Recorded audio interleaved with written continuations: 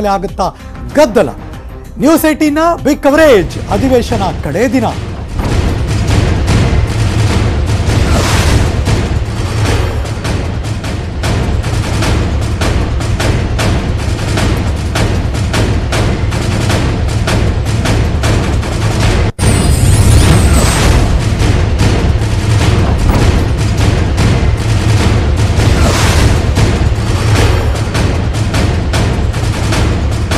ವಿಧಾನಸಭೆ ಅಧಿವೇಶನ ಇವತ್ತು ಕೊನೆ ದಿವಸ. ರಾಜ್ಯಪಾಲರ ಭಾಷಣದ ಮೇಲೆ ವಂದನಾ ನಿರ್ಣಯ ನಡೀತಾ ಇದೆ. ವಿಧಾನಸಭೆಯಲ್ಲಿ ಸಿಎಂ ಬಿಎಸ್ ವೈ ಅವರಿಂದ ಉತ್ತರ ಕೊಡ್ತಾ ಇದ್ದಾರೆ. ಸಿದ್ದರಾಮಯ್ಯನವರ ವಿರುದ್ಧ ಸಿಎಂ ಬಿಎಸ್ ಯಡಿಯೂರಪ್ಪನವರು ವಾಗ್ದಾಳಿ. ಇವತ್ತು ಇವ್ರ ಟೈಮು. ಸುಳ್ಳಿನ ಕಂತೆಯ ಸರ್ಕಾರ ಅಂತೆಲ್ಲ ಟೀಕೆ ಮಾಡಿದ್ದಾರೆ. ಸಿದ್ದರಾಮಯ್ಯನವರಿಂದ ಅಭಿವೃದ್ಧಿ ಬಗ್ಗೆ ಟೀಕೆ ನಿರೀಕ್ಷೆ ಮಾಡಿದ್ದೆ ಅಂತ ಯಡಿಯೂರಪ್ಪನವರು ಹೇಳ್ತಿದ್ದಾರೆ. Let's go live.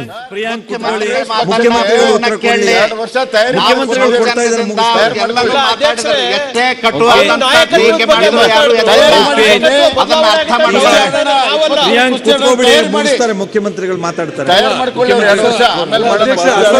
ಎರಡು ದಿನ ಮುಂದಾಕ್ಲಿ, ಇನ್ನು ಎರಡು ದಿನ ಟೈಮ್ ತಗೊಂಡು ಸ್ಟಡಿ ಮಾಡಿ ಬಂದ್ರೆ ರಾಜೇಗೌಡರು ತಯಾರು ಮಾಡ್ಕೋ. ರಾಜೇಗೌಡರು ಮತ್ತೆ ಇನ್ನೆರಡು ವರ್ಷಕ್ಕೆ ಬರ್ತದೆ, ತಯಾರು ಮಾಡ್ಕೋ. ಸನ್ಮಾನ್ಯ ಮುಖ್ಯಮಂತ್ರಿಗಳ ಉತ್ತರ ಕುತ್ಕೊಳ್ರಿ. ನಾಯಕರು ಮಾತಾಡ್ತಾ ಇರುವಾಗ ಹೀಗೆಲ್ಲ ಇದ್ ಮಾಡಬಾರ್ದು. ನಾನು ಸತ್ಯಕ್ಕೆ ದೂರವಾದಂಥ ಯಾವುದೇ ಮಾತನ್ನು ನಾನು ಹೇಳುವಂಥ ಸಂದರ್ಭದಲ್ಲಿ ಹೇಳಿಲ್ಲ. ವಾಸ್ತವಿಕ ಸ್ಥಿತಿ ಏನಾಯಿತು, ನಿಮ್ಮ ಪರಿಸ್ಥಿತಿ ಏನಾಗಿದೆ ಸುಧಾರಿಸ್ಕೊಳ್ಳಿ ಅಂತ ಸಲಹೆ ಕೊಡ್ತಾ ಇದ್ದೀನಿ ನಾನು ಅಷ್ಟೇ. ಭಾಳ ಟೀಕೆ ಟಿಪ್ಪಣಿಗಳು ನಡೀತು ಸನ್ಮಾನ್ಯ ಅಧ್ಯಕ್ಷರೇ. ಕೋವಿಡ್ ಇದ್ರ ಬಗ್ಗೆ ಸರ್ಕಾರ ಸನ್ಮಾನ್ಯ ಅಧ್ಯಕ್ಷರೇ ಕೋವಿಡ್-19 ಸಾಂಕ್ರಾಮಿಕವನ್ನು ತಡೆಗಟ್ಟುವುದಕ್ಕೆ ಆರೋಗ್ಯ ಮತ್ತು ಕುಟುಂಬ ಕಲ್ಯಾಣ ಇಲಾಖೆ ಹಾಗೂ ವೈದ್ಯಕೀಯ ಶಿಕ್ಷಣ ಇಲಾಖೆ ಮಾಸ್ಕ್, ವೆಂಟಿಲೇಟರ್, ಔಷಧಿ, ಟೆಸ್ಟ್ ಕಿಟ್ ಮತ್ತು ಇತರೆ ಉಪಕರಣ ಖರೀದಿಸೋದಕ್ಕೋಸ್ಕರ ಮತ್ತು ತಜ್ಞ ವೈದ್ಯರನ್ನು ನೇಮಕ ಮಾಡೋಕ್ಕೋಸ್ಕರ 2236 ಕೋಟಿಗಳು ಹೆಚ್ಚುವರಿ ಅನುದಾನವನ್ನು ಒದಗಿಸಿದ್ದು. ಕೋವಿಡ್ ಸಾಂಕ್ರಾಮಿಕವನ್ನು ತಡೆಗಟ್ಟೋದಕ್ಕೆ ರಾಜ್ಯವ್ಯಾಪಿ ಲಾಕ್ಡೌನ್ ಘೋಷಿಸಿದ ಕಾರಣ ಹಲವು ವಲಯಗಳ ಆರ್ಥಿಕ ನಷ್ಟ ಉಂಟಾಗಿದೆ. ಈ ನಷ್ಟವನ್ನು ಭರಿಸೋದಕ್ಕೆ ಹಾಗೂ ಜನಸಾಮಾನ್ಯರಿಗೆ ನೆರವನ್ನು ನೀಡೋದಕ್ಕೆ ಸರ್ಕಾರ ಕೋವಿಡ್ ಪ್ಯಾಕೇಜನ್ನು ಘೋಷಿಸಿತ್ತು. ತಮಗೆ ಗೊತ್ತಿದೆ, ಹೂವುಗಳ ಬೇಡಿಕೆ ಇಲ್ಲದೇ ಒಟ್ಟಾರೆ 12,735 ಹೆಕ್ಟೇರ್ ವಿಸ್ತೀರ್ಣದಲ್ಲಿ ಬೆಳೆದಿರುವ ಹೂವು ಬೆಳೆಗಾರರಿಗೆ ನಷ್ಟವಾದ ಕಾರಣ ಪ್ರತಿ ಹೆಕ್ಟೇರ್ಗೆ ರಾಜ್ಯದ ಇತಿಹಾಸದಲ್ಲಿ ಮೊದಲ ಬಾರಿಗೆ 25,000 ರೂಪಾಯಿಗಳಿಂದ ಪರಿಹಾರವನ್ನು ಹಾಗೂ ಹಣ್ಣು ತರಕಾರಿ ಬೆಳೆಗಾರರಿಗೆ ಪ್ರತಿ ಹೆಕ್ಟೇರ್ಗೆ 15,000ರಂತೆ ಪರಿಹಾರವನ್ನು ಒದಗಿಸಿದ್ದೇನೆ. ಆಟೋ ರಿಕ್ಷಾ ಚಾಲಕರಿಗೆ, ಕ್ಷೌರಿಕರಿಗೆ, ಅಗಸರಿಗೆ ತಲಾ 5,000ದಂತೆ ಧನ ಸಹಾಯವನ್ನು ನೀಡಲಾಗಿದೆ. ನಷ್ಟ ಅನುಭವಿಸಿದಂಥ ಅತಿ ಸಣ್ಣ ಹಾಗೂ ಮಧ್ಯಮ ಉದ್ಯಮಗಳ ವಿದ್ಯುತ್ ಬಿಲ್ನಲ್ಲಿ ಫಿಕ್ಸೆಡ್ ಚಾರ್ಜನ್ನು 2 ತಿಂಗಳ ಅವಧಿಗೆ ಪೂರ್ತಿಯಾಗಿ ಮನ್ನಾ ಮಾಡಿದ್ದೇವೆ. ನೇಕಾರ್ ಸನ್ಮಾನ್ ಯೋಜನೆಯಲ್ಲಿ ಪ್ರತಿ ನೇಕಾರರಿಗೆ 2,000 ಅವರ ಬ್ಯಾಂಕ್ ಖಾತೆಗಳಿಗೆ ಜಮಾ ಮಾಡಿದ್ದೇವೆ. ಅನ್ನಭಾಗ್ಯ ಯೋಜನೆಯಲ್ಲಿ ಫಲಾನುಭವಿಗಳಿಗೆ ಒದಗಿಸುವ ಆಹಾರ ಧಾನ್ಯಗಳ 5 kg ಅಕ್ಕಿ ವಿತರಣೆ ಹಾಗೂ ಕೇಂದ್ರ ಸರ್ಕಾರದ ಪ್ರಧಾನಮಂತ್ರಿ ಗರೀಬ್ ಕಲ್ಯಾಣ ಯೋಜನೆ ವಿಶೇಷ ಪ್ಯಾಕೇಜ್ ಅನ್ವಯ 26.73 ಲಕ್ಷ ಫಲಾನುಭವಿಗಳಿಗೆ 3 ತಿಂಗಳಿಗೆ ಆಹಾರ ಧಾನ್ಯ, 5 kg ಅಕ್ಕಿ ಮತ್ತು 1 kg ತೊಗರಿ ಬೇಳೆಗಳನ್ನು ಸಹ ನಾವು ಆ ಸಂದರ್ಭದಲ್ಲಿ ವಿತರಣೆ ಮಾಡಿದೆವು. ಪ್ರಧಾನಮಂತ್ರಿ ಗರೀಬ್ ಕಲ್ಯಾಣ ಯೋಜನೆಯಡಿ ಸಾಮಾಜಿಕ ಭದ್ರತಾ ಪೆನ್ಷನ್ ಯೋಜನೆಯಡಿ ಫಲಾನುಭವಿಗೆ 2 ತಿಂಗಳ ಎಕ್ಸ್ಗ್ರೇಷಿಯಾ ಮೊತ್ತವಾಗಿ ಪ್ರತಿ ಫಲಾನುಭವಿಗೆ 1,000ದಂತೆ ಅನುದಾನವನ್ನು ನೀಡಿದ್ದೇವೆ. ಸನ್ಮಾನ್ಯ ಅಧ್ಯಕ್ಷರೇ, ದೇಶದ ಐತಿಹಾಸಿಕ ಸ್ಥಳ ಬಸವ ಕಲ್ಯಾಣ. ಬಸವ ಕಲ್ಯಾಣದಲ್ಲಿ ಇಡೀ ದೇಶದ ಜನ ಬಂದು ಹೋಗಬೇಕು. ಅಲ್ಲಿ ಬಹಳ ಸುಂದರವಾದ ಭವ್ಯ ಅನುಭವ ಮಂಟಪ ಆಗಬೇಕು ಅಂಥೇಳಿ ಆ ಭಾಗದ ಜನರ ಅಪೇಕ್ಷೆ ಇತ್ತು. ಕಲ್ಯಾಣ ಕರ್ನಾಟಕ ಅಂತ ಘೋಷಣೆ ಮಾಡೋ ಸಂದರ್ಭದಲ್ಲಿ ನಾನು ಹೇಳಿದ್ದೆ. ಈಗ 200 ಕೋಟಿ ರೂಪಾಯಿಯನ್ನು ಬಿಡುಗಡೆ ಮಾಡಿದ್ದೇವೆ. ಸುಮಾರು 500ರಿಂದ 600 ಕೋಟಿ ವೆಚ್ಚದಲ್ಲಿ ಇನ್ನು 2 ವರ್ಷದ ಒಳಗಾಗಿ ಭವ್ಯವಾದ ಅನುಭವ ಮಂಟಪವನ್ನು ಇಡೀ ದೇಶ ವಿದೇಶ ಜನ ಬಂದಲ್ಲಿ ಹೋಗಿ ನೋಡೋ ರೀತಿಯಲ್ಲಿ ಕಟ್ಟಿ ನಮ್ಮ ಅವಧಿಯಲ್ಲೇ ಅದನ್ನು ಉದ್ಘಾಟನೆ ಮಾಡ್ತೇವೆ. ಆ ದಿಕ್ಕಿನಲ್ಲಿ ಈಗಾಗಲೇ ನಮ್ಮ ಅತ್ಯಂತ ಪ್ರಾಮಾಣಿಕ ವ್ಯಕ್ತಿ ರಾಜ್ಯಸಭಾ ಸದಸ್ಯರಾಗಿದ್ದಂಥ ಬಸವರಾಜ ಪಾಟೀಲ್ ಸೇಡಂ ಅವರಿಗೆ ಈ ಜವಾಬ್ದಾರಿಯನ್ನು ವಹಿಸಿದ್ದೇನೆ. ಪ್ರಾಮಾಣಿಕವಾಗಿ ಕೆಲಸ ಆಗಬೇಕು ಅಂತ. ಅದೇ ರೀತಿ 1.5 ವರ್ಷದಲ್ಲಿ ವಿಜಯಪುರದಲ್ಲಿ ವಿಮಾನ ನಿಲ್ದಾಣ ಕಾರ್ಯಾರಂಭ, 220 ಕೋಟಿ ರೂಪಾಯಿ ಆಡಳಿತಾತ್ಮಕ ಅನುಮೋದನೆ ನೀಡಲಾಗಿದೆ. ಇದಕ್ಕಾಗಿ ಈಗಾಗಲೇ 727 ಎಕರೆ ಜಮೀನು ಸಹ ಲಭ್ಯ ಇದೆ. ಲಾಕ್ಡೌನ್ನಿಂದ ಸಂಕಷ್ಟಕ್ಕೆ ಸಿಕ್ಕಿದವರಿಗೆ 2,096 ಕೋಟಿ ಪ್ಯಾಕೇಜನ್ನು ಕೊಟ್ಟಿದ್ದೇವೆ. 12,735 ಹೆಕ್ಟೇರ್ ವಿಸ್ತೀರ್ಣದಲ್ಲಿ ಬೆಳೆದ ಹೂವು ಬೆಳೆಗಾರರಿಗೆ ಈಗಾಗಲೇ ನಾನು ಹೇಳಿದೆ ಹೆಕ್ಟೇರ್ಗೆ 25,000 ನೆರವು, ನೇರ್ಕಾರಿಗೆ 109 ಕೋಟಿ ರೂಪಾಯಿ ಸಾಲ ಮನ್ನಾ, ಕಾರು ಆಟೋ ರಿಕ್ಷಾ ಕ್ಷೌರಿಕರಿಗೆ 5,000 ಪರಿಹಾರ, ಕಟ್ಟಡ ಕಾರ್ಮಿಕರಿಗೆ 5,000 ರೂಪಾಯಿ, 16.48 ಲಕ್ಷ ನೋಂದಾಯಿತ ಕಟ್ಟಡ ಕಾರ್ಮಿಕರಿಗೆ ಬ್ಯಾಂಕ್ ಖಾತೆಗೆ ಜಮಾವನ್ನು ಮಾಡಿದ್ದೇವೆ. 10 ಲಕ್ಷ ಮೆಕ್ಕೆಜೋಳ ರೈತರಿಗೆ ತಲಾ 5,000 ರೂಪಾಯಿನಂತ ಹಣವನ್ನು ಸನ್ಮಾನ್ಯ ಅಧ್ಯಕ್ಷರೇ ನೀಡಿದೆ. ಹೀಗೆ ಏನೋ ಪ್ರಗತಿನೇ ಆಗಿಲ್ಲ, ಎಲ್ಲೋಯ್ತು ದುಡ್ಡು, ನಿಮ್ಮ ಸಾಧನೆ ಏನು ಅಂತ ಪದೇ ಪದೇ ನಮ್ಮ ವಿರೋಧ ಪಕ್ಷದ ನಾಯಕರು ಹೇಳ್ತಾ ಇದ್ದಾರೆ. ಅದಕ್ಕಾಗಿ ನಾನು ಈ ವಿವರವನ್ನು ಕೊಡಬೇಕಾಯಿತು. ಸನ್ಮಾನ್ಯ ಅಧ್ಯಕ್ಷರೇ, ರಾಜ್ಯದಲ್ಲಿ ಕಳೆದ 10 ವರ್ಷಗಳಿಂದ ರಸ್ತೆಗಳನ್ನು ಮೇಲ್ದರ್ಜೆಗೆ ಏರಿಸಿರಲಿಲ್ಲ. ಕಾರಣ ನಮ್ಮ ಸರ್ಕಾರ ದಿನಾಂಕ 1/9/2020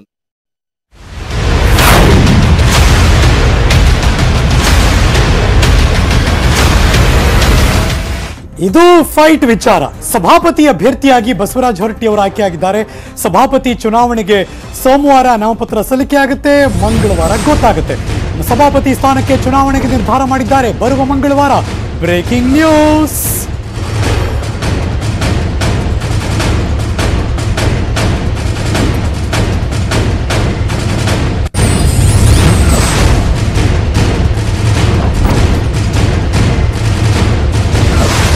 ಪರಿಷತ್ತಿನಲ್ಲಿ ಬಿಜೆಪಿ ಮತ್ತು ಜೆಡಿಎಸ್ ಇಬ್ಬರ ದೋಸ್ತಿ ಮೇಲ್ಮನೆಯಲ್ಲಿ ಅಧಿಕಾರ ಹಿಡಿಯೋದಕ್ಕೆ ಭಾರಿ ತಯಾರಿ ಮಾಡ್ಕೋತಿದ್ದಾರೆ.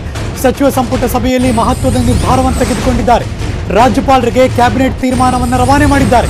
3 ದಿನ ಪರಿಷತ್ ಕಲಾಪ ನಡೆಸೋದಕ್ಕೆ ಅನುಮತಿಯನ್ನ ಕೋರಿದ್ದಾರೆ. ಅದರರ್ಥ ಫೆಬ್ರವರಿ 10ನೇ ತಾರೀಕಿನ ತನಕ ಪರಿಷತ್ತಿನ ಕಲಾಪ ನಡೆಯುತ್ತೆ. ಸೋಮವಾರ ಮಂಗಳವಾರ ಸಭಾಪತಿ ಚುನಾವಣೆ ಪ್ರಕ್ರಿಯೆ ಕೂಡ ಆಗುತ್ತಂತೆ.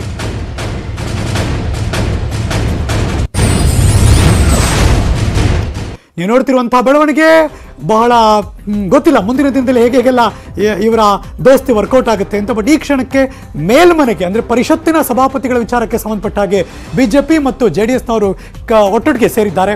ಬಿಕಾಸ್ ಆ ಬಹುಮತ ಇಲ್ಲದಿದ್ದರೆ ಮುಂದಿನ ದಿನದಲ್ಲಿ ಬೇರೆ ಬೇರೆ ಬಿಲ್ಗಳು ಪಾಸ್ ಆಗಬೇಕಲ್ಲ. ಸೊ ಹಾಗಾಗಿ ಅದಂತೂ ಉದ್ದೇಶ ಇದ್ದೇ ಇರುತ್ತೆ. ಸೊ ಹಾಗಾಗಿ ಇವಾಗ ನಿಮಗೆ ಸಭಾಪತಿಗಳ ಸ್ಥಾನ ಬಿಟ್ಕೊಡ್ತೀವಿ, ಉಪಾಧ್ಯಕ್ಷರಿಗೆ ನಾವಿರ್ತೀವಿ ಅಂತ ಅವರು. ಸೊ ಹಾಗಾಗಿ ಜೆಡಿಎಸ್ನವರು ಒಪ್ಪಿಗೆ ಕೊಟ್ಟಿದ್ದಾರೆ. ಅವರಿಬ್ಬರು ಸೇರಿ ಬಸವರಾಜ ಹೊರಟ್ಟಿ ಅವ್ರನ್ನ ಆಯ್ಕೆ ಮಾಡಿದ್ದಾರೆ.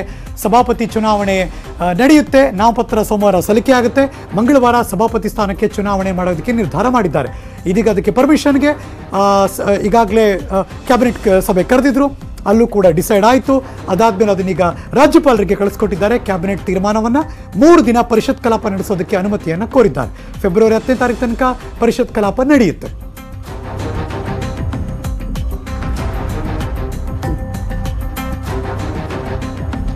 ಮುಂದಿನ ದಿನಗಳಲ್ಲಿ ನೀವು ಕೇಳ್ತಿರ್ಬೋದು ಬೇರೆ ಬೇರೆ ಎಲೆಕ್ಷನ್ ನಡೆಯುತ್ತೆ ಸರ್, ಅದು ಲೋಕಲ್ ಬಾಡಿ ಎಲೆಕ್ಷನ್ ಇಂದ ಹಿಡಿದು ಬೆಂಗಳೂರು ಮಹಾನಗರ ಪಾಲಿಕೆ ಎಲೆಕ್ಷನ್ ತನಕ, ಅಥವಾ ಮುಂದೆ 2 ವರ್ಷ ಆದಮೇಲೆ ವಿಧಾನಸಭೆ ಚುನಾವಣೆ ತನಕ. ಸೊ ಹಾಗಾಗಿ ಅಲ್ಲಿಗೂ ಇದು ನಾಂದಿ ಆಡುತ್ತಾ ಅಂದರೆ ಈ ಕ್ಷಣಕ್ಕೆ ಗೊತ್ತಿಲ್ಲ. ಆದರೆ ಒಂದಂತೂ ಲಾಜಿಕ್ ಕೆಲಸ ಮಾಡುತ್ತೆ. ಈ ಒಡಂಬಡಿಕೆ ಅಥವಾ ಈ ದೋಸ್ತಿ ಮುಂದಿನ ದಿನದಲ್ಲೂ ರಾಜಕೀಯವಾಗಿ JDSನವರು ನಾವು ಒಂದಷ್ಟು ಅವಕಾಶ ಸಿಕ್ಕಿದಾಗ BJP ಜೊತೆ ಇರ್ತೀವಿ ಅಂತ ಈ ಮೂಲಕ ಒಂದು ಮೆಸೇಜ್ ಪಾಸ್ ಮಾಡುತ್ತಿದ್ದಾರಾ ಗೊತ್ತಿಲ್ಲ. ಸೊ ಹಾಗಾಗಿ ಈಗಂತೂ ನಿಜ ನೆಸೆಸಿಟಿ ಇಬ್ಬರಿಗೂ ಇದೆ, BJPಗೂ ಇದೆ, JDSನವ್ರಿಗೂ ಇದೆ. ಸೊ ಹಾಗಾಗಿಯೇ BJPಯವರು JDSಗೆ ಸಭಾಪತಿಗಳ ಸ್ಥಾನವನ್ನು ಬಿಟ್ಟುಕೊಟ್ಟಿದ್ದಾರೆ. ಈ ಮೇಲ್ಮನೆಯ ಚುನಾವಣೆಯ ಸಭಾಪತಿಗಳ ಚುನಾವಣೆಗೆ ಸಂಬಂಧಪಟ್ಟ ಹಾಗೆ. ಹಾಗಾಗಿ ಆ ಒಡಂಬಡಿಕೆಯಲ್ಲಿ ಸಭಾಪತಿಗಳು ನಿಮಗೆ, ಉಪಸಭಾಪತಿ ನಾವು ಅನ್ನುವ ಒಂದು ಕಾಂಬಿನೇಷನ್ ವರ್ಕೌಟ್ ಮಾಡಿದ್ದಾರೆ. ಹಾಗಾಗಿ ಇದೀಗ BJP ಅವರು ಅವರಿಗೆ ಸಾಥ್ ಕೊಟ್ಟಿದ್ದಾರೆ, JDS ಅವರು ಇವ್ರಿಗೆ ಸಾಥ್ ಕೊಟ್ಟಿದ್ದಾರೆ. ಕ್ಯಾಂಡಿಡೇಟ್ ಬಸವರಾಜ ಹೊರಟ್ಟಿಯವರು ಸಭಾಪತಿ ಅಭ್ಯರ್ಥಿಯಾಗಿ ಈಗ ಆಯ್ಕೆಯಾಗಿದ್ದಾರೆ. ಸೋಮವಾರ ನಾಮಪತ್ರ ಸಲ್ಲಿಕೆ ಆಗುತ್ತೆ. ಮಂಗಳವಾರ ಚುನಾವಣೆ ನಡೆದು ಫೈನಲ್ ಆಗಿ ಅನೌನ್ಸ್ ಆಗುತ್ತೆ. ಹಾಗಾಗಿ ಪರಿಷತ್ತಿನ ಅಂದರೆ ಮೇಲ್ಮನೆಯ ಕಲಾಪವನ್ನು ಎಕ್ಸ್ಟೆಂಡ್ ಮಾಡಿದ್ದಾರೆ. 3 ದಿನ ಕಲಾಪ ಇರುತ್ತೆ. 10ನೇ ತಾರೀಕು ತನಕ ಕಲಾಪ ನಡೆಯುತ್ತೆ. ಇದಕ್ಕೆ ಸಂಬಂಧಪಟ್ಟ ಹಾಗೆ ಕ್ಯಾಬಿನೆಟ್ ನಿರ್ಣಯ, ಆ ಕ್ಯಾಬಿನೆಟ್ ನಿಲುವನ್ನು ಮಾನ್ಯ ಘನತೆವೆತ್ತ ರಾಜ್ಯಪಾಲರಿಗೆ ಈಗಾಗಲೇ ತಿಳಿಸಿದ್ದಾರೆ. ತದನಂತರ ಮುಂದಿನ ಪ್ರಕ್ರಿಯೆಯನ್ನು ನಡೆಸ್ತಾರೆ. ಸೋಮವಾರ ಮಂಗಳವಾರ ಸಭಾಪತಿ ಚುನಾವಣೆ ಪ್ರಕ್ರಿಯೆ ನಡೆಯುತ್ತೆ. ಬಹುತೇಕ ನಾನ ಅಂತ ಅನಿಸ್ತಿದೆ. ಯಾಕಂದರೆ ತೀರ್ಮಾನ ಮಾಡಿದ್ದಾರೆ ಎಲ್ಲರೂ ಕೂಡಿ. ಆ ಹಿನ್ನೆಲೆಯಲ್ಲಿ ಭಾಳ ಮಾಡಿ ಮತ್ತು ನಮ್ಮ ಪಕ್ಷದಲ್ಲಿ ನಮ್ಗೆ BJP ಅವರ ಉಪಸಭಾಪತಿ ಆಗಿಲ್ಲ. ಬಹುತೇಕ ನಾನ ಆಗ್ಬೋದು. ನನಗೂ ಹಂಗೆ ಅನಿಸ್ತಿದೆ. ಬಹುತೇಕ ನಾನ ಅಂತ ಅನಿಸ್ತಿದೆ. ಯಾಕಂದರೆ ತೀರ್ಮಾನ ಮಾಡಿದ್ದಾರೆ ಎಲ್ಲರೂ ಕೂಡಿ. ಆ ಹಿನ್ನೆಲೆಯಲ್ಲಿ ಭಾಳ ಮಾಡಿ ಮತ್ತು ನಮ್ಮ ಪಕ್ಷದಲ್ಲಿ ನಮ್ಗೆ BJP ಅವರ ಉಪಸಭಾಪತಿ ಆಗಿಲ್ಲ. ಬಹುತೇಕ ಮೇಲ್ಮನೆ ಕತೆ ಅಫ್ಕೋರ್ಸ್ ಇದು ಕೂಡ ಪ್ರತಿಷ್ಠೆ ಇಲ್ಲ ಅಂತಲ್ಲ, ಆದರೆ ಗ್ರಾಮ ಪಂಚಾಯತಿಲೂ ಏನು ಕಡಿಮೆ ಇಲ್ಲ. ಕೋನಘಟ್ಟ ಗ್ರಾಮ ಪಂಚಾಯಿತಿ ಅಧ್ಯಕ್ಷ ಮತ್ತು ಉಪಾಧ್ಯಕ್ಷ ಸ್ಥಾನಕ್ಕೆ ದೊಡ್ಡ ಫೈಟ್ ನಡೀತಾ ಇದೆ.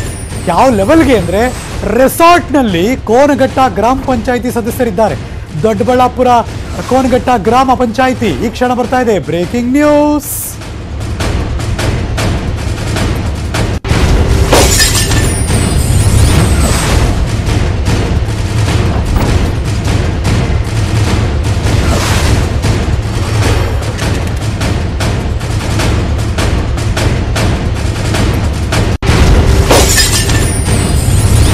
ಅಧಿಕಾರದ ಚುಕ್ಕಾಣಿ ಹಿಡಿಬೇಕಾದ್ರೆ ಈ ಥರದ ರೆಸಾರ್ಟ್ ರಾಜಕೀಯ ನೋಡ್ತಿದ್ವಿ ನಾವು. ನಾವೇನು ಕಡಿಮೆ, ನಾವು ಈ ಲೆವೆಲ್ಗೆ ಇದ್ದೀವಿ ಅಂತ ಇವರು. ಇದು ಗ್ರಾಮ ಪಂಚಾಯಿತಿಯ ಚುನಾವಣೆ. ಅದರ ಆಯಿತು, ಚುನಾವಣೆ ಅಂತ ಆಯಿತು ಮೊನ್ನೆ. ಅಧ್ಯಕ್ಷ ಉಪಾಧ್ಯಕ್ಷ ಸ್ಥಾನದ ಫೈಟ್ ಇದು. ಹಾಗಾಗಿ ರೆಸಾರ್ಟ್ನಲ್ಲಿ ಕೋನಘಟ್ಟ ಗ್ರಾಮ ಪಂಚಾಯಿತಿ ಸದಸ್ಯರಿದ್ದಾರೆ. ಅವರೆಲ್ಲ ರೆಸಾರ್ಟ್ನಲ್ಲಿ ಏನು ಮಾಡುತ್ತಿದ್ದಾರೆ ಅಂದರೆ ಎಡಭಾಗದಲ್ಲಿ ನೋಡ್ತಿರುವಂಥ ದೃಶ್ಯ. ರೆಸಾರ್ಟ್ನಲ್ಲಿ ಗ್ರಾಮ ಪಂಚಾಯಿತಿ ಸದಸ್ಯರ ಮೋಜು ಮಸ್ತಿ. ನಾಗಿಣಿ ಡ್ಯಾನ್ಸ್ ಇದು ಕರೆಕ್ಟು. ಅವ್ರು ಯಾರು ಅಂದರೆ KPCC ಸದಸ್ಯ ಲಕ್ಷ್ಮೀಪತಿ ನೇತೃತ್ವದಲ್ಲಿ ಟೀಮ್ ಎಲ್ಲ ಅಲ್ಲಿದ್ದಾರೆ. ಅವರಲ್ಲಿ ಗ್ರಾಮ ಪಂಚಾಯತ್ ಸದಸ್ಯರು ನಾಗಿಣಿ ಡ್ಯಾನ್ಸ್ ಮಾಡ್ತಿದ್ದಾರೆ.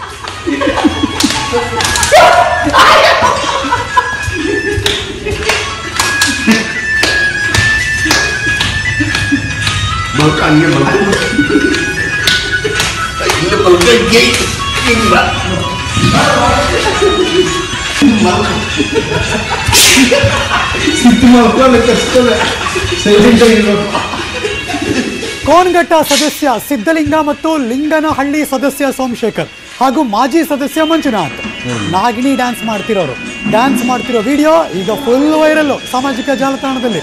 ಅವರು ರೆಸಾರ್ಟ್ಗೆ ಹೋಗಿದ್ದಾರೆ. ರೆಸಾರ್ಟ್ನಲ್ಲಿ ಅಧ್ಯಕ್ಷ ಉಪಾಧ್ಯಕ್ಷ ಓಟ್ ಹಾಕ್ಬಿಡ್ತಾರೆ. ಅವ್ರ ಕಡೆ ಹೋಗ್ಬಿಡ್ತಾರೆ. ಇವ್ರು ತಗೊಂಡಾಗ ಅಲ್ಲಿ ಇಟ್ಕೊಂಡಿದ್ದಾರಲ್ಲ, ಅಲ್ಲಿ ಫುಲ್ ಟೈಮ್ ಪಾಸು. ಹೆಂಗೆ ಟೈಮ್ ಪಾಸು ಅಂದರೆ ಇವ್ರು ಯಾವುದೋ ಜ್ಯೂಸ್ ಬಾಟ್ಲ್ ಇಟ್ಕೊಂಡವ್ರು. ಇವರು ಅದನ್ನು ಪುಂಗಿ ಥರ ಊದ್ತಾರೆ. ಅವರು ನಾಗಿಣಿ ಡ್ಯಾನ್ಸ್ ಮಾಡ್ತಾರೆ. ಪಾಪ ಅವರು ಏನು ಮಾಡ್ತಾರೆ ಅಲ್ಲಿ.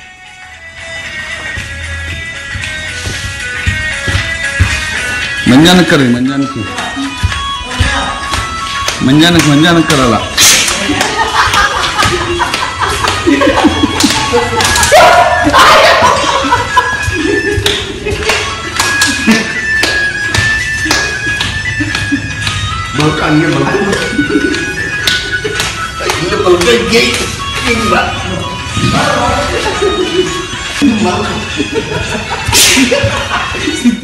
ಆತ್ಮನಿರ್ಭರ್ ಭಾರತದ ಪರಿಕಲ್ಪನೆ ಅತ್ಯಂತ ಮಹತ್ವದ ಸಮಯದಲ್ಲಿ ಪರಿಚಯಿಸಲಾಗಿದೆ. ಈ ಪರಿಕಲ್ಪನೆಯ ಉದ್ದೇಶ ಭಾರತೀಯರನ್ನ ಸ್ವಾವಲಂಬಿಗಳನ್ನಾಗಿ ಮಾಡೋದು. ITC ಪ್ರಸ್ತುತಪಡಿಸುವಂಥ network 18ನ initiative Swabhiman Bharat ಅಭಿಯಾನದಲ್ಲಿ ಸರ್ಕಾರದ ಸಹಾಯ ಇಲ್ಲದೆ ಹಲವು ಸಮಸ್ಯೆಗಳಿಗೆ ಪರಿಹಾರವನ್ನು ಕಂಡುಕೊಂಡವರ ಯಶೋಗಾಥೆಗಳನ್ನು ಬಿತ್ತರಿಸೋದು. ಆವಿಷ್ಕಾರ ಹಾಗೂ ಸಾಧನೆಗಳ ಇಂಥ ಯಶೋಗಾಥೆಗಳು ನಾವು ಒಂದು ದೇಶವಾಗಿ ಎಷ್ಟರ ಮಟ್ಟಿಗೆ ಸಬಲರಾಗಿದ್ದೇವೆ ಅನ್ನೋದನ್ನು ತಿಳಿಸುತ್ತೆ. ಇದು LED ಬಲ್ಬ್ ಉತ್ಪಾದನಾ ಘಟಕ ಸ್ಥಾಪಿಸಲು ತನ್ನ ಬೈಕ್ ಮಾರಿದಂಥ 22 ವರ್ಷದ ಯುವಕನೊಬ್ಬನ ಯಶೋಗಾಥೆ.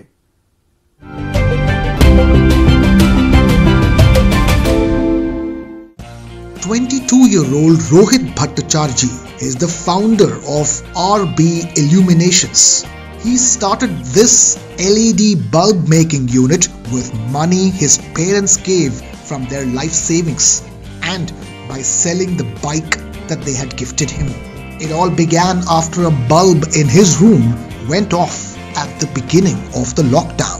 हमारे आदरणीय प्रधानमंत्री का जो प्रकल्प है आत्मनिर्भर भारत योजना प्रोग्राम मैंने देखा तो उसी से मैं इंस्पायर हुआ और मैंने सोचा कि क्यों ना ये शुरू किया जाए मैन्युफैक्चरिंग प्रोसेस एलईडी बल्ब का जिससे मैं एम्प्लॉयमेंट अपॉर्चुनिटीज भी प्रोवाइड कर पाऊँ. Rohit, who started RB Illuminations just at the beginning of the COVID-19 lockdown, has now employed 7 people and sells around 500 bulbs a day, earning 2.5 lakh rupees a month. I believe that everyone has that ability to do something innovative in life.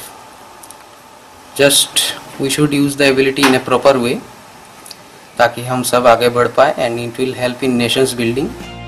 Rohit's RB Illuminations is a shining example of the power of self-reliance in a Swabhiman India.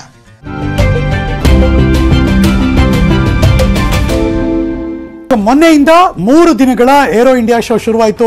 ಇವತ್ತು last ಡೇಗೆ ಬಂದ್ವಿ ನಾವು. ಇವತ್ತಿನ air ಶೋನಲ್ಲಿ ರಾಷ್ಟ್ರಪತಿ ರಾಮನಾಥ್ ಕೋವಿಂದ್ ಅವರು ಭಾಗವಹಿಸ್ತಾರೆ. ಇವತ್ತು ಸಮಾರಂಭ ಸಂಜೆ. ಇನ್ನು ಇಂದಿನ ಏರ್ ಶೋನಲ್ಲಿ ತೇಜಸ್, ರಫೇಲ್, ಸೂರ್ಯ ಕಿರಣ್, ಸಾರಂಗ್ ಪ್ರದರ್ಶನ ಕೊಡ್ತಿದ್ದಾರೆ. ಹಾಗೆಯೇ ಚಿನುಕ್, ಅಪಾಚೆ, ಸುಖಾಯ್ ಯುದ್ಧ ವಿಮಾನಗಳು ಕೂಡ ಪ್ರದರ್ಶನವನ್ನು ನೀಡ್ತವೆ. ಯುದ್ಧ ಭೂಮಿಯಲ್ಲಿ ಭಾರತದ ಶಕ್ತಿ ಹೆಚ್ಚಿಸ್ತಾ ಇರುವ ಏರ್ಕ್ರಾಫ್ಟ್ಗಳು ಇವತ್ತು ಪ್ರದರ್ಶನವನ್ನು ನಡೆಸ್ತಾ ಇದೆ.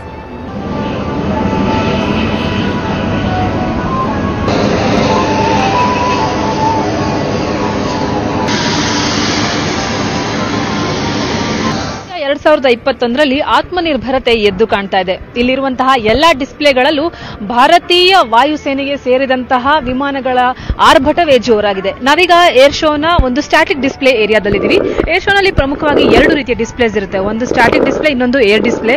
ಸ್ಟ್ಯಾಟಿಕ್ ಡಿಸ್ಪ್ಲೇ ಅಂದ್ರೆ ಈ ರೀತಿ ನೀವು ನೋಡ್ತಾ ಇರೋ ಹಾಗೆ ಸಾಲಾಗಿ ವಿಮಾನಗಳನ್ನ, ಹೆಲಿಕಾಪ್ಟರ್ಗಳನ್ನ ನಿಲ್ಲಿಸಿರ್ತಾರೆ. ಸೊ ಆಕಾಶದಲ್ಲಿ ವಿಮಾನಗಳ ಹಾರಾಟವನ್ನ ನೋಡೋ ಜನ ಅವುಗಳನ್ನ ಹತ್ರದಿಂದ ನೋಡಬೇಕು, ಎಷ್ಟು ಸೈಜ್ ಇರುತ್ತೆ, ಜೊತೆಗೆ ಅವುಗಳ ಸ್ಪೆಷಾಲಿಟಿ ಏನು, ಅದೆಲ್ಲದ್ರ ಬಗ್ಗೆ ಅವ್ರಿಗೆ ಕುತೂಹಲ ಇರುತ್ತೆ. ಸೊ ಇಲ್ಲಿಗೆ ಬರೋರೆಲ್ಲರಿಗೂ ಕೂಡ ಮಾಹಿತಿಯನ್ನ ಕೊಡೋದು, ಜೊತೆಗೆ ಪರಿಚಯ ಮಾಡಿಕೊಡೋದು ಈ ಒಂದು ಏರ್ಕ್ರಾಫ್ಟ್ ಗಳನ್ನ, ಈ ಒಂದು ಸ್ಟ್ಯಾಟಿಕ್ ಡಿಸ್ಪ್ಲೇನ ಒಂದು ಪ್ರಮುಖವಾದಂತಹ ಉದ್ದೇಶ. ನಿಮ್ಮ ಎದುರುಗಡೆ 2 ರೋಟರ್ಸ್ ಕಾಣಿಸ್ತಾ ಇರುವಂತಹ ಹೆಲಿಕಾಪ್ಟರ್ ಏನಿದೆ ಇದು ಚಿನೂಕ್ ಅಂತ. ಇದು ಮೂಲತಃ ಅಮೆರಿಕನ್ ಮೇಡ್ ಚಿನೂಕ್ ಇದು, ಆದ್ರೆ ಈಗಾಗಲೇ ಇದು ಇಂಡಿಯನ್ ಏರ್ ಫೋರ್ಸ್ ಗೆ ಸೇರ್ಕೊಂಡ್ಬಿಟ್ಟಿದೆ. ಸೊ ಚಿನೂಕ್ ನ ಸ್ಪೆಷಾಲಿಟಿ ಏನಂದ್ರೆ ಅದು ಹೆವಿ ವೇಟ್ಸ್ ನ ಲಿಫ್ಟ್ ಮಾಡುವಂತ ಕೆಪಾಸಿಟಿ ಇರೋ ಒಂದು ಕಾರ್ಗೋ ಕಾಪ್ಟರ್. ಅಂದ್ರೆ 10,000 kg-ಗಿಂತನೂ ಜಾಸ್ತಿ ಲಿಫ್ಟ್ ಮಾಡೋದಕ್ಕೆ ಸಾಧ್ಯ ಆಗುತ್ತೆ. ತುಂಬಾ ಸುಲಭವಾಗಿ ಮಾಡುತ್ತೆ, ಜಾಸ್ತಿ ಏನು ಅದು ಕಷ್ಟಪಡಬೇಕಾಗಿಲ್ಲ. ಜೊತೆಗೆ ಈ ಯುದ್ಧ ಭೂಮಿಗಳಲ್ಲಿ, ಜೊತೆಗೆ ಬಾರ್ಡರ್ ಕಾನ್ಫ್ಲಿಕ್ಟ್ ಗಳೇನಿರುತ್ತೆ ಅಂತ ಟೈಮ್ನಲ್ಲಿ ಸೈನಿಕರಿಗೆ ಅವಾಗವಾಗ ಅವರಿಗೆ ಫುಡ್ ಸಪ್ಲೈಸ್ ಜೊತೆಗೆ ಅಮ್ಯುನೇಷನ್ ಅವರಿಗೆ ಸಪ್ಲೈ ಮಾಡ್ತಾ ಇರಬೇಕಾಗುತ್ತೆ, ವೆಪನ್ಸ್ ಕೊಡ್ತಾ ಇರಬೇಕಾಗುತ್ತೆ, ಬಾಂಬ್ಸ್ ಇರ್ಬೋದು ಅಥವಾ ಅವರಿಗೆ ಯಾವ್ಯಾವ ರೀತಿಯ ಒಂದು ಸೌಕರ್ಯಗಳು ಅಲ್ಲಿ ಬೇಕಾಗುತ್ತೆ ಅದನ್ನೆಲ್ಲ ಬೇಗ ಬೇಗ ಅವರಿಗೆ ತಲುಪಿಸಬೇಕಾಗುತ್ತೆ. ಅವರಿಗೆ ಜಾಸ್ತಿ ಸಮಯ ಇರೋದಿಲ್ಲ. ಅಂತ ಸಂದರ್ಭದಲ್ಲಿ 2-3 ಕಾಪ್ಟರ್ಸ್ ನ ಕಳಿಸೋದು ಕೂಡ ಡೇಂಜರ್ ಆಗುತ್ತೆ. ಯಾಕೆಂದ್ರೆ ಆ ಸಂದರ್ಭದಲ್ಲಿ ಶತ್ರುಗಳ ಕಣ್ಣು ತುಂಬಾ ಜೋರಾಗಿ ಈ ಕಡೆ ಇರುತ್ತೆ. ಸೊ ಅಂತ ಸಂದರ್ಭದಲ್ಲಿ 2-3 ಕಾಪ್ಟರ್ಗಳು ಸಾಮಾನ್ಯವಾಗಿ ಲಿಫ್ಟ್ ಮಾಡುವಂತ ವೇಟ್ ಅನ್ನ ಒಂದೇ ಒಂದು ಕಾಪ್ಟರ್ ನಲ್ಲಿ ತುಂಬಿಸಿ ಕಳಿಸೋದು ತುಂಬಾ ಎಫೆಕ್ಟಿವ್ ಆಗಿರುತ್ತೆ. ಅಂತ ಪ್ಲಾನಿಂಗ್ಸ್ ನಲ್ಲೆಲ್ಲ ಚಿನೂಕ್ ನ ಬಳಕೆ ಜಾಸ್ತಿ ಆಗ್ತಾ ಇದೆ. ಕೇವಲ ಚಿನೂಕ್ ಮಾತ್ರ ಅಲ್ಲ, ನಿಮ್ಗೆ ಇಲ್ಲಿ ಅಪಾಚೆ ಕಾಣ್ತಾ ಇದೆ, ಎದುರುಗಡೆ ಕಾಣಿಸ್ತಾ ಇರುವಂತ ಕಾಪ್ಟರ್. ಅದರ ನಂತರ ಇಲ್ಲೇ ರಫಾಲ್ ಇದೆ. ರಫಾಲ್ ಅಂತೂ ಈಗ ಭಾರತೀಯರಿಗೆ ತುಂಬಾ ಚಿರಪರಿಚಿತ ಅಂತಾನೆ ಹೇಳ್ಬೋದು. ಅದ್ರ ಜೊತೆ ತೇಜಸ್, ಸುಖೋಯ್, ಮಿಗ್, ಮಿರಾಜ್ ಎಲ್ಲವೂ ಕೂಡ ಇಲ್ಲಿದೆ. ಸೊ ಇದರಲ್ಲಿ ಅನೇಕ ಫ್ಲೈಟ್ಗಳು, ಪ್ಲೇನ್ಗಳು ಅವು ಬೇರೆ ಬೇರೆ ದೇಶದ್ದು. ಈಗ ರಫಾಲ್ ಫಾರ್ ಎಕ್ಸಾಂಪಲ್ ಅದು ಫ್ರಾನ್ಸ್ದು, ಅದೇ ರೀತಿ ಅಪಾಚೆ ಕಾಪ್ಟರ್ ಏನಿದೆ ಅದು ಅಮೆರಿಕಾದು. ಹೀಗೆಲ್ಲ ಇದ್ರೂ ಕೂಡ ಇವೆಲ್ಲವೂ ಇಂಡಿಯನ್ ಏರ್ ಫೋರ್ಸ್ಗೆ ಆಲ್ರೆಡಿ ಸೇರ್ಕೊಂಡ್ಬಿಟ್ಟಿದೆ. ಸೊ ಹಾಗಾಗಿ ಇವೆಲ್ಲದರ ಮೇಲೆ ಕೂಡ ಭಾರತದ ಮುದ್ರೆ ಬಿದ್ದಿದೆ ಅಂತ ಹೇಳ್ಬೋದು. ಸೊ ಈ ರೀತಿಯ ಒಂದು ಸ್ಟ್ಯಾಟಿಕ್ ಡಿಸ್ಪ್ಲೇ ಈ ಬಾರಿ ಏರ್ ಶೋನಲ್ಲಿ ತುಂಬಾ ಜನರ ಗಮನ ಸೆಳೆಯುತ್ತಿದೆ. ನೀವು ಗಮನಿಸಬಹುದು, ಬೆಳಗ್ಗೆನೆ ಇದರ ಒಂದು ಹತ್ರದಿಂದ ತುಂಬಾ ಎಷ್ಟು ಚೆನ್ನಾಗಿ ಸಾಧ್ಯನೋ ಅಷ್ಟು ಚೆನ್ನಾಗಿ ಫೋಟೋಸ್ ತಗೊಳ್ಳೋಣ ಅಂತ ಬಂದಿರೋರಿದ್ದಾರೆ. ಕೇವಲ ಸಾರ್ವಜನಿಕರು ಮಾತ್ರ ಅಲ್ಲ, ಇಲ್ಲಿ ಡಿಫೆನ್ಸ್ಗೆ ಸೇರಿದಂಥವ್ರು, ಆಮೇಲೆ ಡಿಫೆನ್ಸ್ನ ಬೇರೆ ಬೇರೆ ಭಾಗಗಳಲ್ಲಿ ಕೆಲಸ ಮಾಡ್ತಾ ಇರೋಂಥವ್ರು, ಎಕ್ಸಿಬಿಷನ್ ಏರಿಯಾಗೆ ಅಂತ ಬಂದಿರೋರು, ಇವ್ರುಗಳು ಕೂಡ ಇದ್ರ ಬಗ್ಗೆ ತುಂಬಾ ಆಸಕ್ತಿಯನ್ನು ವಹಿಸಿದ್ದಾರೆ. ಯಾಕೆಂದ್ರೆ ತುಂಬಾ ದೀರ್ಘಕಾಲದವರೆಗೆ ಈ ಎಲ್ಲಾ ಏರ್ಕ್ರಾಫ್ಟ್ಗಳು ಕೂಡ ಭಾರತೀಯ ಸೇನೆಯ ಜೊತೆ, ಇಂಡಿಯನ್ ಏರ್ ಫೋರ್ಸ್ ಜೊತೆ ದೀರ್ಘಕಾಲದವರೆಗೆ ಇವೆಲ್ಲವೂ ಕೆಲಸ ಮಾಡಿದೆ. ಜೊತೆಗೆ ನಮ್ಮ ಎಫಿಷಿಯನ್ಸಿಯನ್ನ ಹೆಚ್ಚಿಸಿದೆ. ಒಟ್ನಲ್ಲಿ ಈ ಒಂದು ಸ್ಟ್ಯಾಟಿಕ್ ಡಿಸ್ಪ್ಲೇನ ನೋಡಿದ್ರೆ ಗೊತ್ತಾಗುತ್ತೆ ಆತ್ಮನಿರ್ಭರತೆ ಎಷ್ಟು ಸ್ಟ್ರಾಂಗ್ ಆಗಿದೆ, ನಮ್ಮ ಸೈನ್ಯ, ನಮ್ಮ ಏರ್ ಫೋರ್ಸ್ ಎಷ್ಟರ ಮಟ್ಟಿಗೆ ಬಲವರ್ಧನೆಗೊಳ್ಳುವಂತಹ ಕೆಲಸ ಹಂತ ಹಂತವಾಗಿ ಇಷ್ಟು ವರ್ಷಗಳಲ್ಲಿ ನಡೆದಿದೆ ಅನ್ನೋದು. ಕ್ಯಾಮರಾ ಪರ್ಸನ್ ನೂರ್ ಅಹಮದ್ ಜೊತೆ ಸೌಮ್ಯ ಕಳಸ, ನ್ಯೂಸ್18 ಕನ್ನಡ, ಬೆಂಗಳೂರು. ಕೋವಿಡ್-19 ಲಸಿಕೆ ಪಡೆಯೋದಕ್ಕೆ ಸಿಬ್ಬಂದಿಗಳು ಹಿಂಜರಿಕೆ ಪಡ್ತಿದ್ದಾರಂತೆ. ಲಸಿಕೆ ಪಡೆದಾದ್ಮೇಲೆ ಮದ್ಯಪಾನ ಬೇಡ ಅನ್ನೋ ಸಲಹೆ ಕೊಡ್ತಿದ್ದಾರೆ. ಲಸಿಕೆ ಪಡೆಯೋದಕ್ಕೆ ಹಿಂಜರಿತಾ ಇದ್ದಾರೆ 40% ಜನ. Breaking news.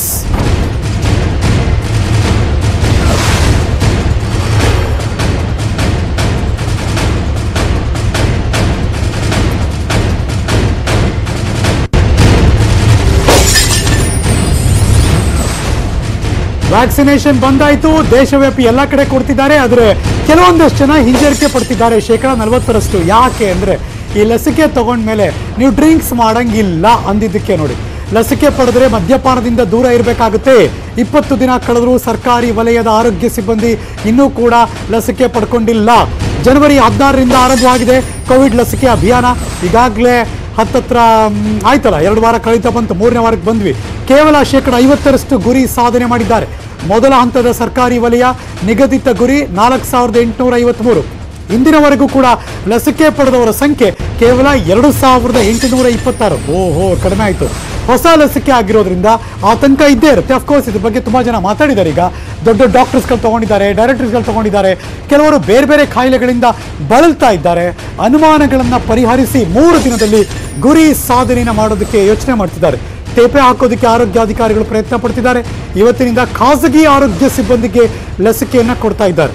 ಚಾಮರಾಜನಗರದ DHO ಡಾಕ್ಟರ್ MC ರವಿ ಇದ್ರ ಬಗ್ಗೆ ಹೇಳಿಕೆ ಕೂಡ ಕೊಟ್ಟಿದ್ದಾರೆ. ಸೊ ಹಾಗಾಗಿ ಡ್ರಿಂಕ್ಸ್ ಮಾಡಬಾರ್ದು ಒಂದಷ್ಟು ದಿನ ಈ ಲಸಿಕೆ ಪಡೆದ ಮೇಲೆ ಅಂದಿದ್ದಕ್ಕೆ ತುಂಬ ಜನ ಅಯ್ಯೋ ಶಿವನೇ, ಡ್ರಿಂಕ್ಸ್ ಮಾಡಬಾರ್ದು ಅಂದಿದ್ದಕ್ಕೆ ಲಸಿಕೆನೇ ತಗೊಳ್ಬಿಟ್ಬಿಡೋದ, ಆ ಥರ ಆತಂಕ ಒಂದು ಕಡೆ. ಇನ್ನೊಂದು ಕಡೆ ಏನೋ ಹೊಸ ಲಸಿಕೆ ಏನಾಗುತ್ತೆ ಏನೋ ಅಂತ ಅವರು. ಸೊ ಹಾಗಾಗಿ ಅದನ್ನು ಕೂಡ ಪಡೆದೇ ಬಿಟ್ಬಿಟ್ಟಿದ್ದಾರೆ. ಚಾಮರಾಜನಗರದಲ್ಲಿ ಬರೀ 58% ಗುರಿ ಸಾಧನೆ ಮಾಡಿದ್ದಾರೆ. ಮೊದಲ ಹಂತದ ಸರ್ಕಾರಿ ವಲಯ ಇವತ್ತಿಂದ ಶುರುವಾಗ್ತಾ ಇದೆ. ಸೊ ಹಾಗಾಗಿ ಹೊಸ ಲಸಿಕೆ ಆಗಿರೋದ್ರಿಂದ ಆತಂಕ ಇರುತ್ತೆ ನಿಜ, ಬಟ್ ಅದನ್ನು ಮೀರಿ ಎಲ್ಲ ಪಡ್ಕೊಳ್ಬೋದು ಅಂತ ಈಗಾಗಲೇ ಎಕ್ಸ್ಪರ್ಟ್ ಕೂಡ ಹೇಳಿದ್ದಾರೆ. ಲೆಟ್ಸ್ ಸಿ ಏನೇನಾಗುತ್ತೆ ಅಂತ. ಇದುವರೆಗೂ ಏನು ಜನವರಿ 16ರಿಂದ ನಮಗೆ ವ್ಯಾಕ್ಸಿನ್ ಕೊಡ್ತಕ್ಕಂಥದ್ದು ಪ್ರಾರಂಭ ಆಯಿತು. ಅಂದಿನಿಂದ ಇಂದಿನವರೆಗೆ ನಾವು ಸುಮಾರು 90 ಸೆಷನ್ಸನ್ನು ಮಾಡಿದ್ದೀವಿ. ಆ 90 ಸೆಷನ್ನಲ್ಲಿ ನಾವು ಸರ್ಕಾರಿ ಸಂಸ್ಥೆಗಳನ್ನು ನಾವು ವ್ಯಾಕ್ಸಿನೇಷನ್ ಮಾಡ್ತಾ ಬಂದಿದ್ದೀವಿ. ಅದರಲ್ಲಿ 4853 ಜನರನ್ನು ನಾವು ಇದುವರೆಗೆ ಕವರ್ ಮಾಡಬೇಕಾಗಿತ್ತು. ಅದರಲ್ಲಿ ನಾವು 2826 ಜನರನ್ನು ಕವರ್ ಮಾಡಿ 58% ಗುರಿಯನ್ನು ಸಾಧಿಸಿದ್ದೀವಿ. ಶನಿವಾರದ ಒಳಗಡೆ ನಾವು ಇದನ್ನೆಲ್ಲ ಪೂರ್ಣಗೊಳಿಸಬೇಕು ಅಂತೇಳಿ ನಮಗಾಗಲೇ ರಾಜ್ಯ ಸರ್ಕಾರದಿಂದ ಏನು ನಿರ್ದೇಶನ ಬಂದಿದೆ, ಅದರ ಪ್ರಕಾರ ನಾವು ಗುರಿಯನ್ನು ಸಾಧಿಸಲಿಕ್ಕೆ ಎಲ್ಲ ಸಂಪೂರ್ಣ ಗಂಟೆಗೆ ನಿಮ್ಮ ನ್ಯೂಸ್18 ಕನ್ನಡದಲ್ಲಿ ಪ್ರಸಾರ ಆಗುತ್ತೆ. ಈ ಶನಿವಾರ ಅಂದರೆ ಫೆಬ್ರವರಿ 6 ಬೈಜೂಸ್ ಯಂಗ್ ಜೀನಿಯಸ್ನಲ್ಲಿ ಪಾಲ್ಗೊಳ್ತಿದ್ದಾರೆ. ಓಹೋ, ಈ ಸಾರಿ ಬೆಂಗಳೂರಿನ ವಂಡರ್ ಕಿಡ್ ಶ್ರೀನಿಕಾ ಪುರೋಹಿತ್, 10 ವರ್ಷ. ಆಕೆಗೆ ಒಡಿಸ್ಸಿ ಡ್ಯಾನ್ಸ್ನಲ್ಲಿ ಎಕ್ಸ್ಪರ್ಟ್, ಎಲ್ಲರ ಗಮನ ಸೆಳೆದಿದ್ದಾರೆ. ಹಲವಾರು ದೇಶಕ್ಕೆ ಹೋಗಿ ಪರ್ಫಾರ್ಮ್ ಮಾಡಿದ್ದಾರೆ. ಸಿಂಗಪೂರ್, ಜಪಾನ್, ಅಮೆರಿಕ ಹೀಗೆ ಡ್ಯಾನ್ಸ್ ಶೋಗಳನ್ನು ಕೊಟ್ಟಿದ್ದಾರೆ. ಈಕೆಯ ಸಾಧನೆಯ ಒಂದು ಝಲಕ್ ಇಲ್ಲಿದೆ.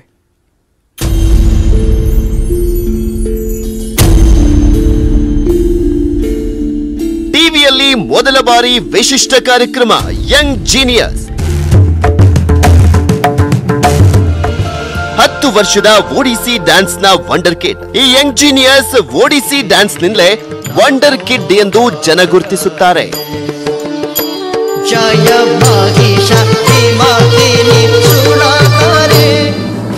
ಈಕೆ 10 ವರ್ಷ ವಯಸ್ಸಲ್ಲೇ ಹಲವು ದೇಶಗಳಲ್ಲಿ ಅಭಿಮಾನಿಗಳನ್ನ ಹೊಂದಿದ್ದಾಳೆ.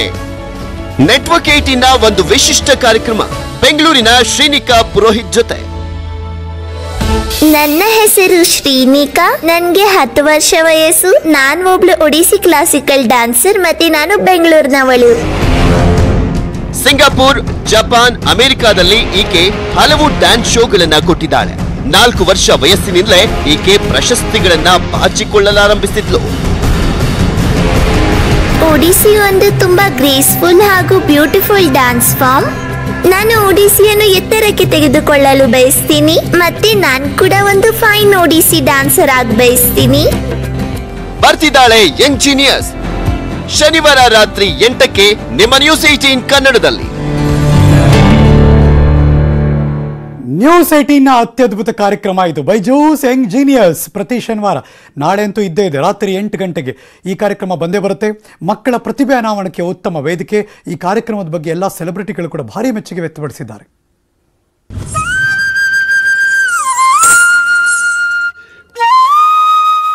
ನಿಮ್ಗೆ ಗೊತ್ತಾ ಇವ್ರು ಯಾರು ಅಂತ? ಯಾರು? ರಾಜ್ಕುಮಾರ್ ರಾವ್. ರಾಜ್ಕುಮಾರ್ ರಾವ್. ನಂಗೆ ಡಾನ್ಸ್ ಬರೋಲ್ಲ, ನಾನು ಆಕ್ಟಿಂಗೇ ಮಾಡ್ತೀನಿ. ನೀನ್ ನಂಗೆ ಡಾನ್ಸ್ ಮಾಡಿ ತಿಳಿಸು.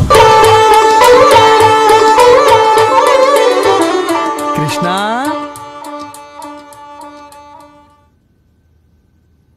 ಕೃಷ್ಣ, ನೀನ್ ಬೆಣ್ಣೆ ತಿಂದಿಯಾ?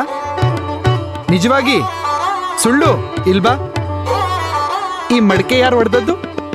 ಅವನು ಹೊಡೆದದ್ದ? ನೀನೇನ್ ಮಾಡ್ಲಿಲ್ವಾ? ಈ ಕೈಯಲ್ಲಿ ಇಷ್ಟೆಲ್ಲ ಎಂತಾಗಿದೆ? ಇಷ್ಟೆಲ್ಲ ಬೆಣ್ಣೆ ಅವನ್ ತಾಕ್ಸಿದ್ನಾ? ಹೋಳಿಯ ಇವತ್ತು ಬೆಣ್ಣೆ ಹೋಳಿ ಹಟ್ಟನ. ಬರ್ತಿದ್ದಾಳೆ ಈ ಯಂಗ್ ಜೀನಿಯಸ್. ಇದೇ ಶನಿವಾರ ರಾತ್ರಿ 8 ಗಂಟೆಗೆ.